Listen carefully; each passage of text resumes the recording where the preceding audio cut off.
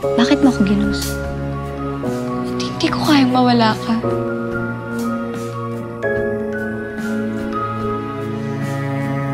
Hindi ko rin kaya.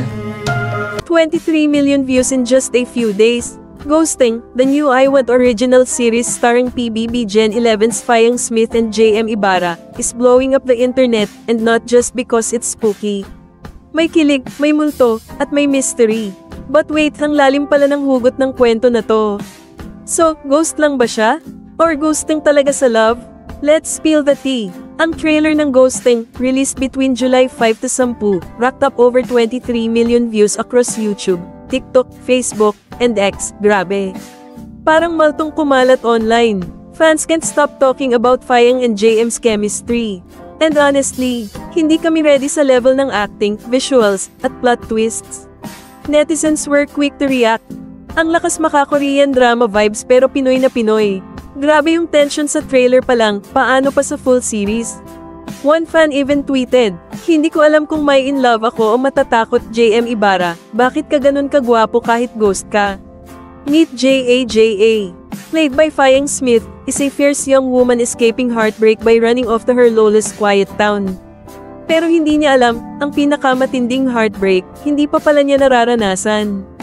Kasi sa baryo, makikilala niya si Wilberto, played by the ever-mysterious JM Ibarra, a charming probinsyano, na hindi pala buo ang katauhan. Oh, mga bes, Wilberto is a ghost, a real one. And no, hindi lang siya ghoster, he's literally ghosting between two worlds.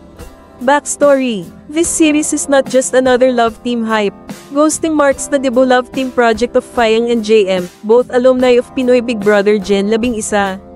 Remember how JM earned the tag Gentle Ghost sa loob ng bahay dahil sa tahimik pero mysterious na presence niya? Fast forward, he's now literally playing a ghost. And Fayang, known for her first clapbacks and leadership moments in PBB, now she's taking on a vulnerable role that shows a whole new side of her. From reality TV to real acting chops, this is the ultimate glow-up.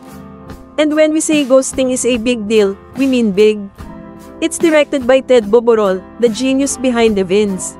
Smoother interface, more Pinoy feels, and only 35 piso a month.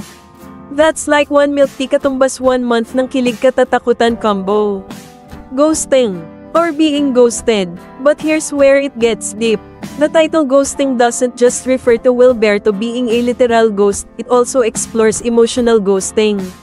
Yung iniwan ka na walang paabi. Yung akala mo forever, tapos wala na lang. Painful, right? Could this be a supernatural metaphor for unresolved heartbreak? Does Wilberto represent someone we can't let go of? Is this a fantasy or a wake-up call for all emotionally ghosted people out there? Let's be real, most of us have been ghosted or have ghosted someone. Kaya nga this show hits differently, it mirrors real emotions through an otherworldly lens. Speculation time. Here's the tea, some fans are already speculating online that Wilberto might not be the only ghost in town. May twist kaya sa ending? Is Jaha even alive herself? Or baka this is all in her mind? And more fans are wondering, is this series inspired by real Philippine ghost stories? May Pinoy folklore influence ba ito? Also, could this love team spark a real-life romance between Fayang and JM? May something nga ba off-cam? So guys, ready na ba kayong main love, matakot, at masaktan all at the same time?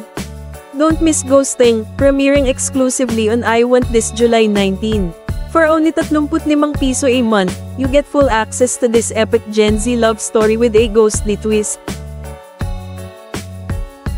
Kung excited ka na, comment below. Team Jaha.